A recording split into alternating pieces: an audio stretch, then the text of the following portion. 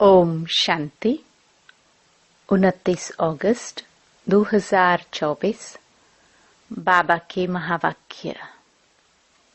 मीठे बच्चे, तुम यहाँ पढ़ाई पढ़ने के लिए आए हो। तुम्हें आंख बंद करने की दरकार नहीं। पढ़ाई आंख खोलकर पढ़ी जाती है। प्रश्न: भक्ति मार्ग में कौन सी आदत भक्तों में होती है जो अब तुम बच्चों में नहीं होनी चाहिए?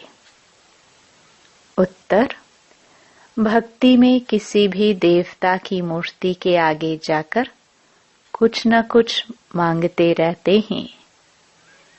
उन्हों में मांगने की ही आदत पड़ जाती है।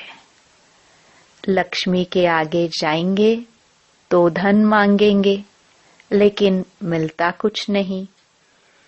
अब तुम बच्चों में यह आदत नहीं। तुम तो बाप के वर्षे के अधिकारी हो। तुम सच्चे विचित्र बाप को देखते रहो, इसमें ही तुम्हारी सच्ची कमाई है। ओम शांति। रूहानी बाप बैठ रूहानी बच्चों को समझाते हैं। यह पाठशाला है, परंतु यहाँ कोई चित्र अर्थात देहधारी को नहीं देखना है। यहाँ देखते भी बुद्धि उस तरफ जानी चाहिए जिसको कोई चित्र नहीं है। स्कूल में बच्चों का अटेंशन हमेशा टीचर में रहता है, क्योंकि वह पढ़ाते हैं तो जरूर उनका सुनना है, फिर रिस्पॉन्ड करना है। टीचर प्रश्न पूछेगा तो इशारा करेंगे ना, मैं बताता हूँ। यहाँ यह है विचित्र स्कूल, क्योंकि विचित्र पढ़ाई है जिसका कोई चित्र नहीं है। तो पढ़ाई में आंखें खोलकर बैठना चाहिए ना। स्कूल में टीचर के सामने कभी आंखें बंद करके बैठते हैं क्या? भक्ति मार्ग में हिरे हुए है आंख बंद कर माला जपना आदि। साधु लोग भी आंखें बंद करके बैठते हैं। वह तो स्त्री को देखते भी नहीं है कि कहाँ मन चलायमान ना हो जाए। परंतु आजकल जमाना है तमो प्रधान। बाप तुम बच्चों को समझाते हैं। यहाँ तुम भल देखते हो शरीर को, परंतु बुद्धि उस विचित्र को याद करने में रहती है। ऐसा कोई साधु संत नहीं होगा जो शरीर को देखते याद उस विचित्र को करे। तुम जानते हो, इस रथ में वह बाबा हमको पढ़ाते हैं। वह बोलते हैं, करती तो सब कुछ आत्मा ही है, शरीर तो कुछ भी नहीं करता। आत्मा सुनती है। रूहानी ज्ञान व जिस्मानी ज्ञान सुनती सुनाती आत्मा ही है। आत्मा जिस्मानी टीचर बनती है। शरीर द्वारा जिस्मानी पढ़ाई पढ़ते हैं, वह भी आत्मा ही पढ़ती है। संस्कार अच्छे व बुरे आत्मा ही धारण करती है। शरीर तो राख हो जाता है।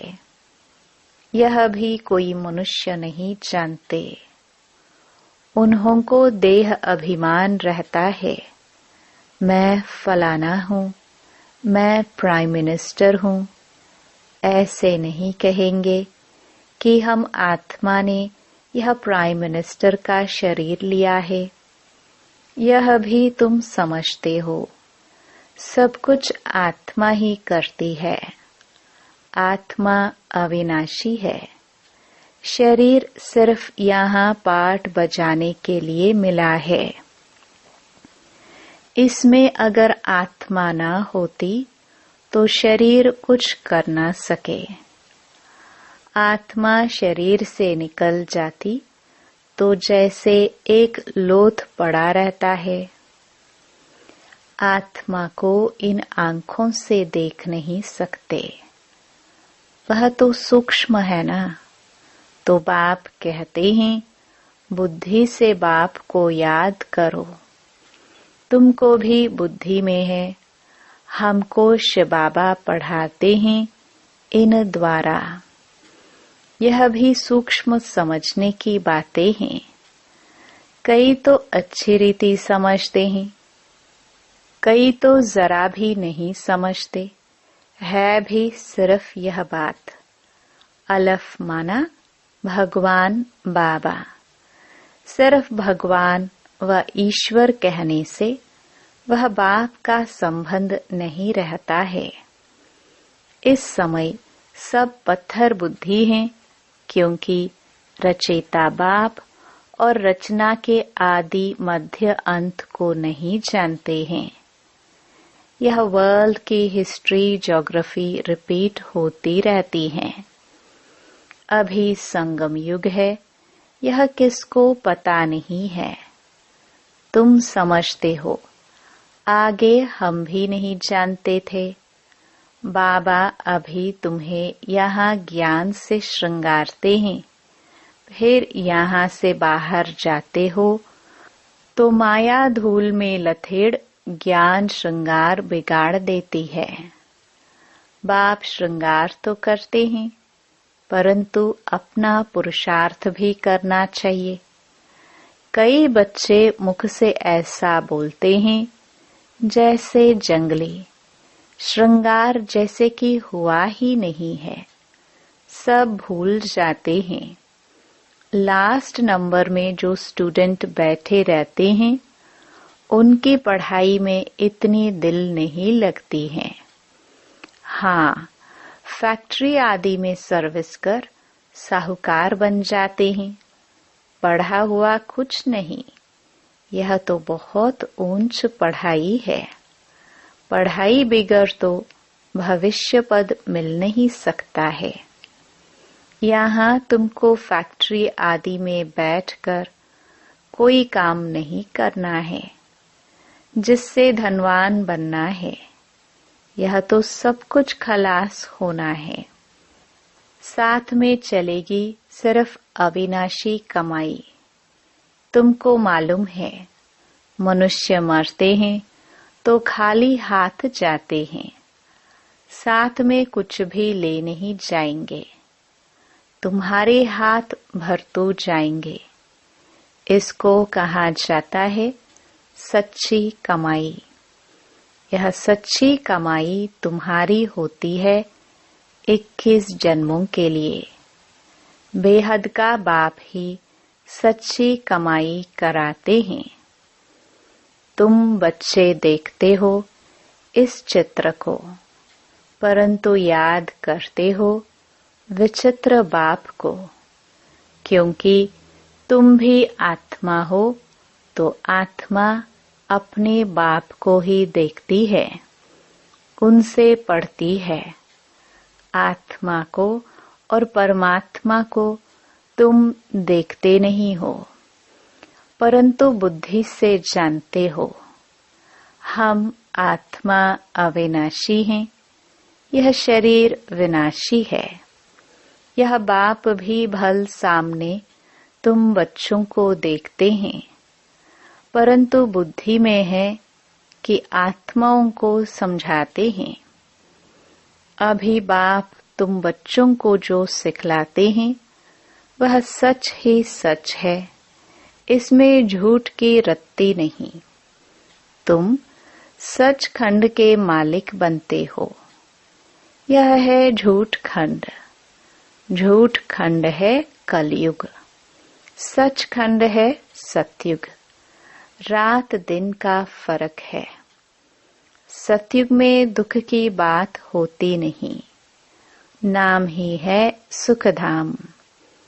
उस सुखधाम का मालिक तो बेहद का बाप ही बनाएंगे। उनका कोई चित्र नहीं और सबके चित्र हैं। उनकी आत्मा का नाम फिरता है क्या? उनका नाम ही है शिव और सबको आत्मा ही आत्मा कहते। बाकी शरीर का नाम पड़ता है। शिवलिंग है निराकार, ज्ञान का सागर, शांति का सागर। यह शिव की महिमा है। वह बाप भी है, तो बाप से जरूर वर्षा मिलना है। रचना को रचना से वर्षा नहीं मिलता। वर्षा रचयिता देंगे अपने बच्चों को। अपने बच्चे होते भाई के बच्चों को वर्षा देंगे क्या? यह भी बेहद का बाप अपने बेहद के बच्चों को वर्षा देते हैं। यह पढ़ाई है ना। जैसे पढ़ाई से मनुष्य बैरिस्टर आदि बनते हैं, पढ़ाने वाले से और पढ़ाई से योग रहता है। यह तो पढ़ाने वाला है विचित्र। तुम भी आत्माएं विचित्र हो। बाप कहते हैं मैं आत्माओं को पढ़ाता हूँ।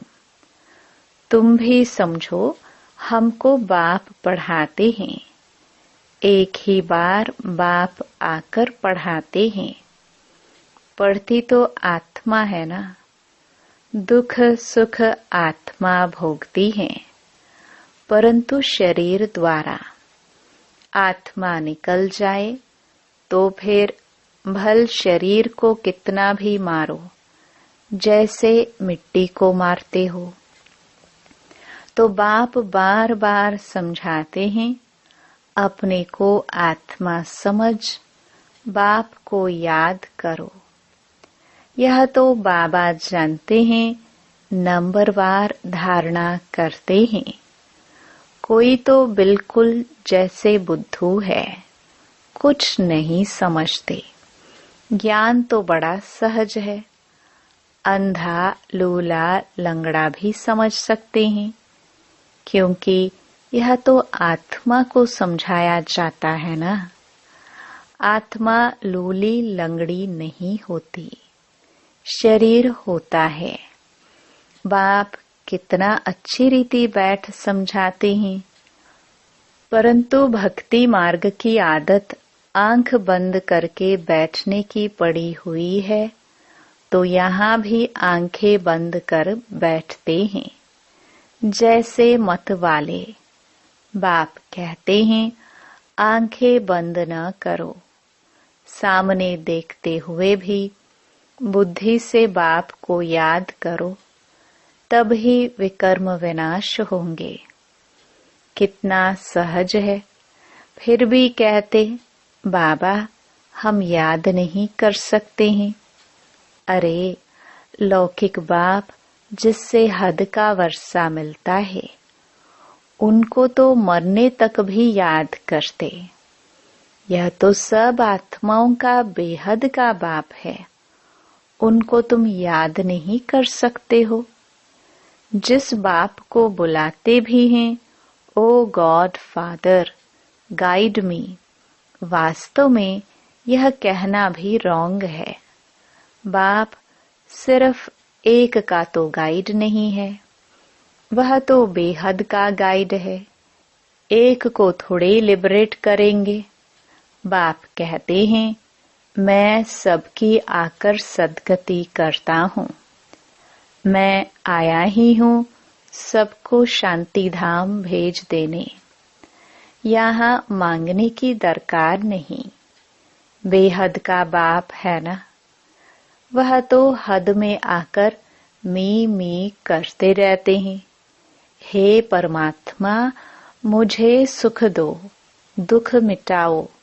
हम पापी नीच हैं, आप रहम करो।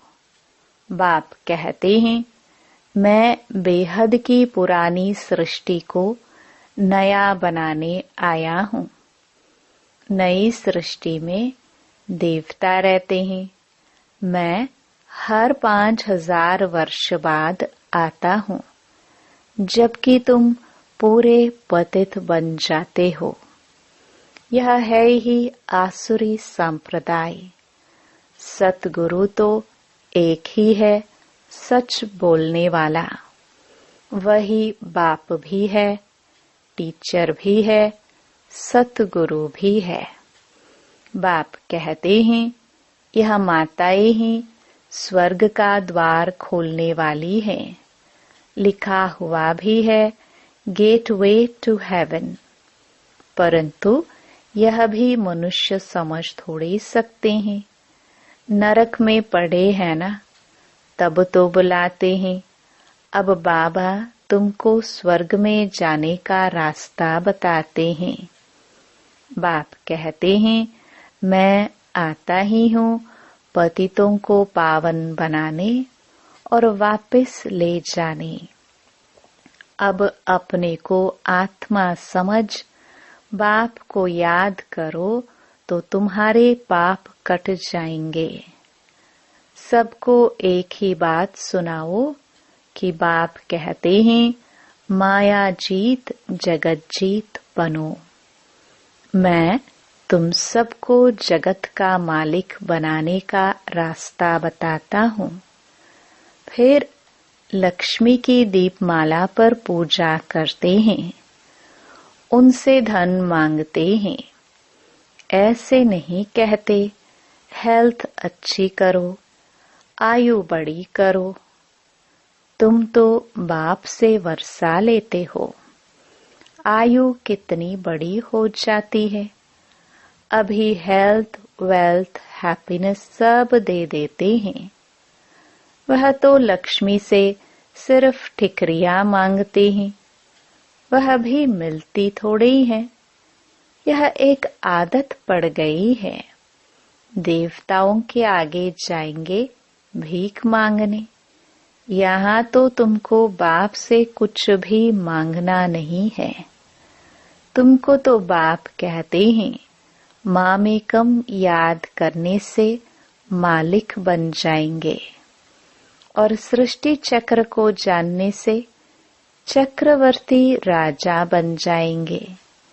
दैवी गुण भी धारण करने हैं। इसमें कुछ बोलने की दरकार नहीं रहती। जबकि बाप से स्वर्ग का वर्षा मिलता है। अभी तुम इनकी पूजा करेंगे क्या? तुम जानते हो हम खुद ही यह बनते हैं, फिर इन 5 तत्वों की क्या पूजा करेंगे? हमको विश्व की बादशाही मिलती है तो यह क्या करेंगे? अभी तुम मंदिर आदि में नहीं जाएंगे। बाप कहते हैं, यह सब भक्ति मार्ग की सामग्री है। ज्ञान में तो है एक अक्षर, मामेकम याद करो। बस याद से तुम्हारे पाप कट जाएंगे, सतो प्रधान बन जाएंगे। तुम ही सर्वगुण संपन्न थे, फिर बनना पड़े, यह भी समझते नहीं। पत्थर बुद्धियों से बाप को कितना माथा मारना पड़ता है, यह निश्चय होना चाहिए। यह बातें कोई भी साधु संत आदि बता ना सके, सिवाय एक बाप के।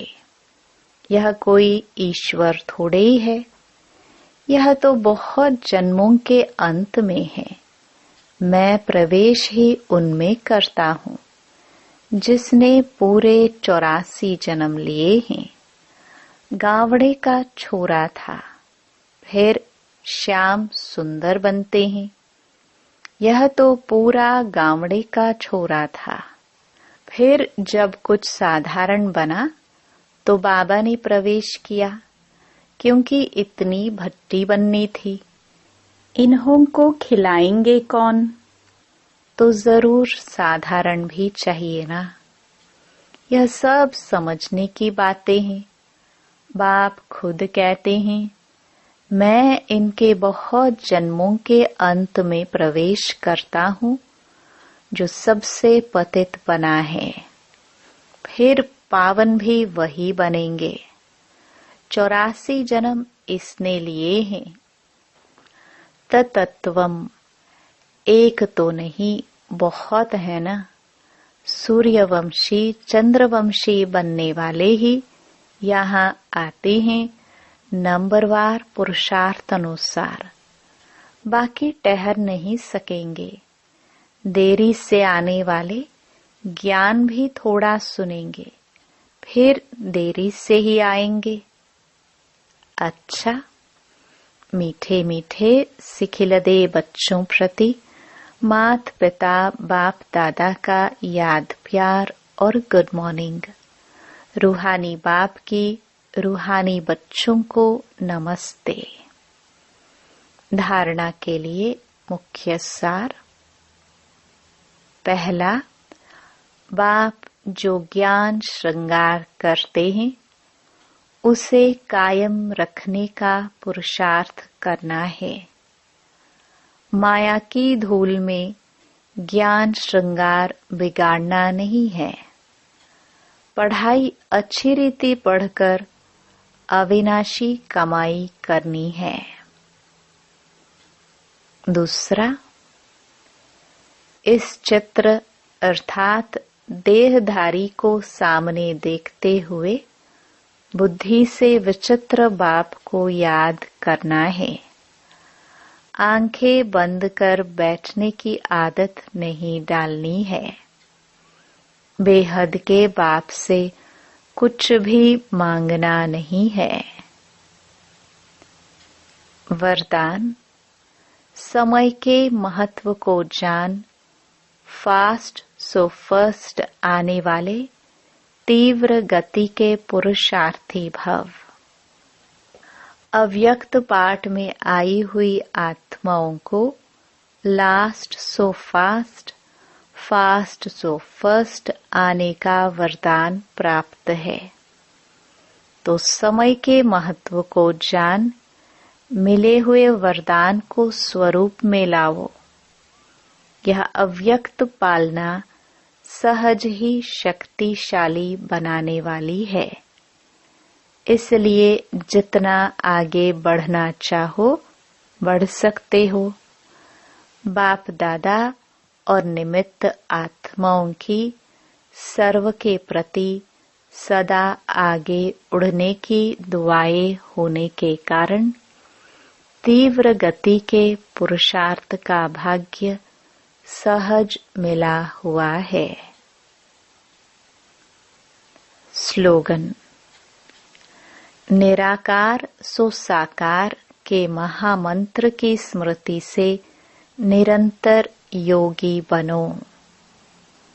ओम शांति।